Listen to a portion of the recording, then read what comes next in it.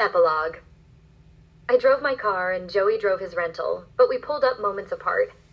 I got out first and stood there waiting, but he never got out. I walked over to the driver's side and he rolled down his window. "Aren't you coming?" I don't know. I think I've done enough damage today. It would probably be best if I went back to the hotel tonight. "You're being silly," I said as I opened his door and reached my hand out for him, as I'd done once before. Joey and I walked into our house for the first time together. He stood in the doorway as if he were scared to walk through.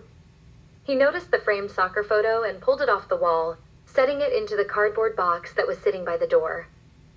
He looked at all the pictures I'd hung of Major and family. He stared at the photos from Major's birth and the ones from his first birthday.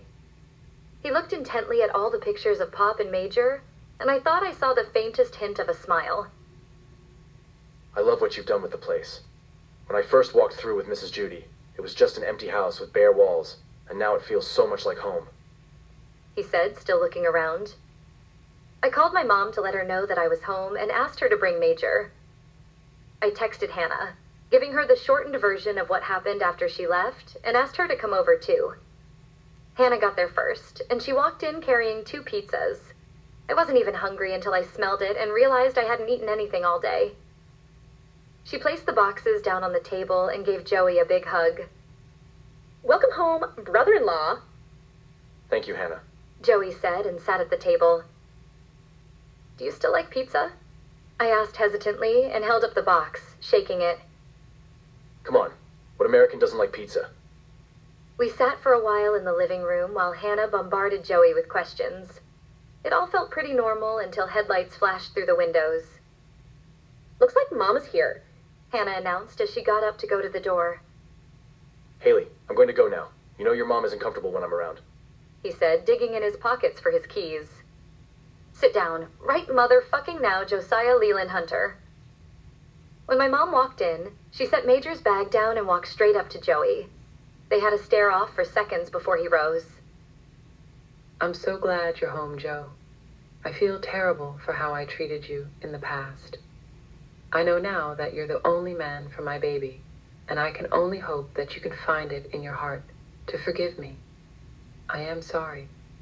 When my mom opened her arms for a hug, Joey stepped up and took it.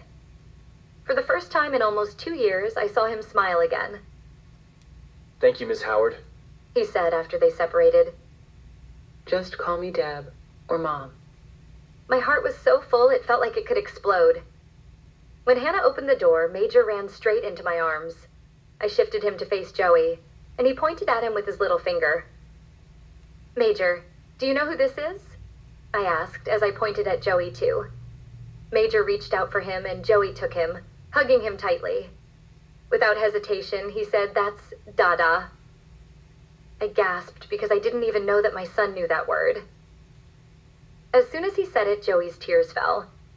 He laughed and hugged his son tightly. I couldn't handle the pressure, and I started to cry too. Before I knew it, Hannah and my mom were also crying. The whole room was drowned in waterworks. Baby girl, you were right. Joey said, looking at me and at Major. "About what?" I asked, confused. He does look just like your mom. Thank you for listening to this story. It wasn't an easy one. But love rarely is, especially when it's interrupted by the weight of war and the silence that follows loss. To everyone who's ever loved deeply and lost painfully, you are seen. And to anyone carrying the memory of someone who never made it home, this story is for you. Love doesn't end with goodbye. Sometimes it's just beginning in a new way. If this book moved you, broke you open, or made you feel less alone, please share it. Share it with someone who understands what it's like to love someone brave. And remember, grief is just love with nowhere to go. Until next time, hold your heart gently. It's been through a lot. Dedication. First and foremost, thank you to all who have served in the U.S. military. However, this one is dedicated to all military spouses worldwide. I know firsthand that military spouses are rarely recognized and commended for their sacrifices. So this one's for you. 10% of the proceeds will be donated to programs that aid the veteran suicide pandemic. Acknowledgements. This novel is a work of fiction. Characters and events have been exaggerated for entertainment purposes only. We truly hope that you have enjoyed our audio version of I Got Your Six, Haley's story. If you feel called, please leave a review in the comments. I Got Your Six is now available in paperback on Amazon.